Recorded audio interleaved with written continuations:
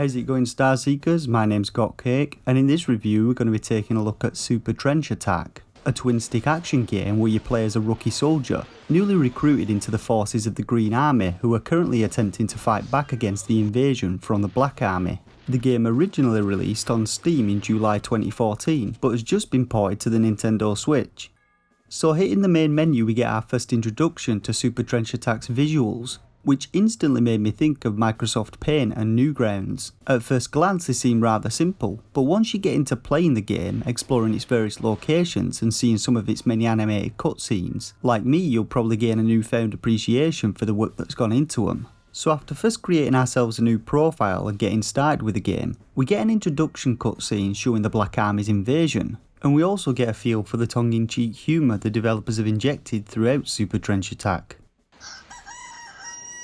Following this, we're dropped off at Summer Camp, our home base, where our first port of call is to get some shut-eye in our tent. The game features a day-night cycle, and sleeping quickly changes between the two and also heals our character. Now I found playing missions during the night a bit of a pain, as the visuals get pretty dark and it can be a bit hard to spot enemies. So when we wake up from our nap, we head to HQ to meet Betsy, our mission commander, who informs us that we need to do some training before we can embark on our first mission. So we head up to boot camp to meet Sergeant Jones, who for some reason is sporting only 2 chevrons on his arm, actually making him a corporal, and he then puts us through our paces on the obstacle course after giving us our first 2 weapons, a pistol and a rifle. Now from what I've seen, these are the only 2 types of ranged weapon we have access to in the game, which is a bit of a shame as we encounter enemies who wield other weapons, and the only difference between these 2 weapons is that the pistol has a faster fire rate but lower damage than the rifle. Now weapons and their ammo get stored in our inventory, which is very limiting on space and fills up pretty quickly once we get some armour, accessories and a few types of grenades. And I'm not sure why this inventory system was chosen, as there doesn't appear to be anywhere to store additional items when you're not using them. So to complete our training we simply need to shoot the dummies around the obstacle course. Now the twin stick mechanics in the game are a little unusual, as your aim isn't locked around you like it is in other twin stick shooters. Instead it acts like a cursor, which you can move around the screen using your right thumbstick. Now this likely functions fine on PC when using a mouse, but it doesn't translate well to the Switch and requires a little getting used to. I really didn't enjoy this aiming style, as your cursor moves pretty slow, and you only get 2 different aiming settings to select from, rigid and smooth. Rigid moves slower but grants more accuracy, and smooth moves faster, but it continues moving after you release your thumbstick, like you're aiming on ice, and it really doesn't feel great to use. Regardless of what you choose though, when faced with multiple enemies, you generally just end up blasting away in the general direction, as you don't actually have to aim on them to hit them. So to conclude our training, we learn that we can perform a melee attack by getting close to enemies and hitting B. And then with a smug look on his face, our character flexes his muscles moments before his trousers fall down. So following our training we then get into the game proper and begin receiving missions from Betsy. Our first mission involves us heading to the beach to take out some radio antennas, and Betsy gives us some grenades to help us accomplish this.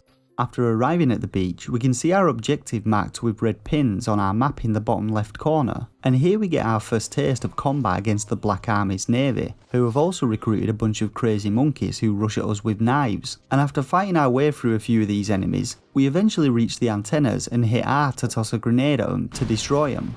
Now these early game conflicts are relatively easy, as enemy numbers are few and they're equipped with pistols and rifles, but later on we encounter a variety of enemies in larger numbers and the game can get quite tough. Many enemies toss grenades our way or fire at us with mortars, and we also encounter tanks which are immune to gunfire and require several grenades to destroy. These enemies also have more health and deal more damage to us, so we need to keep upgrading our equipment as we progress through the game. This requires gold, which is found in breakable containers dropped by defeated enemies, and also given as a reward after completing a mission. We can then visit the various shops in Summer Camp where we can sell our unwanted items and buy new equipment. We have the weapons shop which sells pistols, rifles, ammo and grenades, the shop which sells medical supplies, armour to increase our defence, and medals which increase various stats. The trap shop, which of course sells traps, including non-lethal dummies to draw enemy fire, and lethal mines to blow up enemies with. And finally we have the rare item shop. Here we can buy trinkets like this silver watch, which sits in our inventory and tells us the in-game time, and we can also buy passive upgrades here, improving our melee damage, amount healed from medkits, and discount cards which reduce the cost of all items in shops.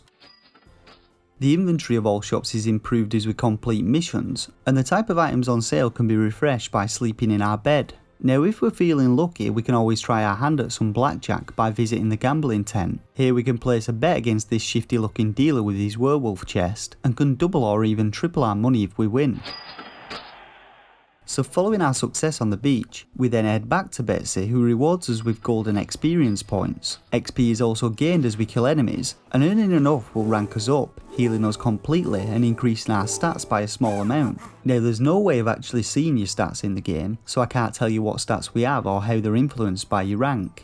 So progressing through the game's missions, we follow our character's story as he fights against the Black Army across a number of different acts. Along the way we also gain a partner, who follows us literally everywhere, fighting alongside us against enemies, and he also gains XP and ranks up.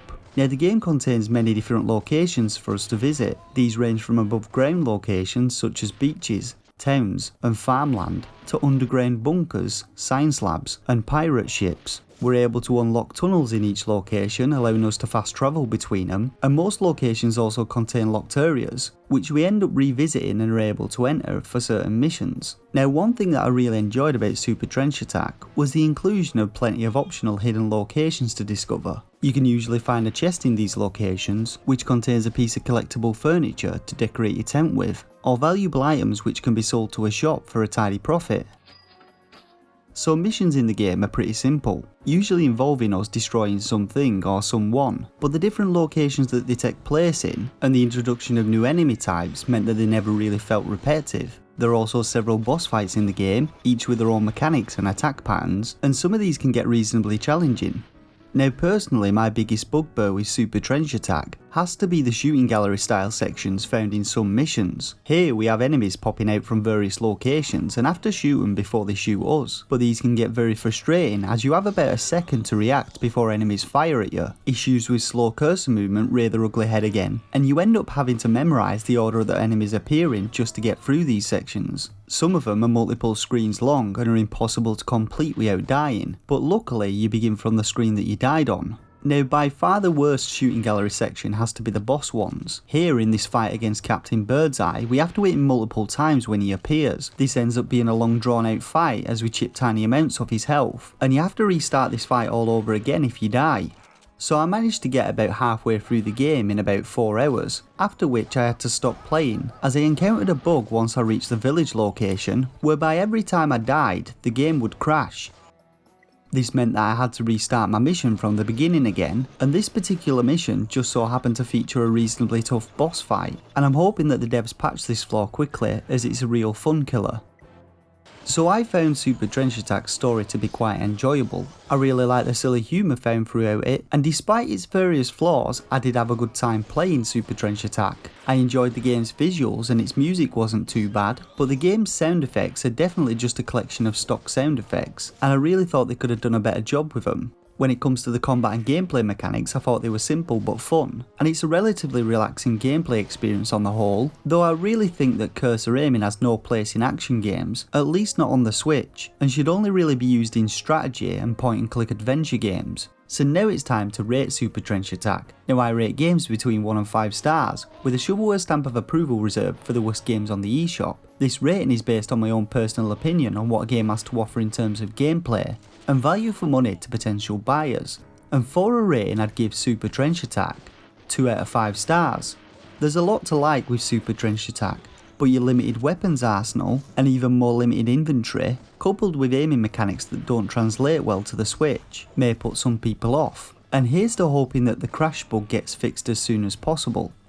So Super Trench Attack is one of several limited edition physical Switch games available from publisher Pixel Heart's online store. They offer worldwide shipping and the game's priced at around €30 or $35, with only 3,000 copies available worldwide. You can also get the digital version of the game from the UK Switch eShop for £7.19p, or from the US eShop for $8.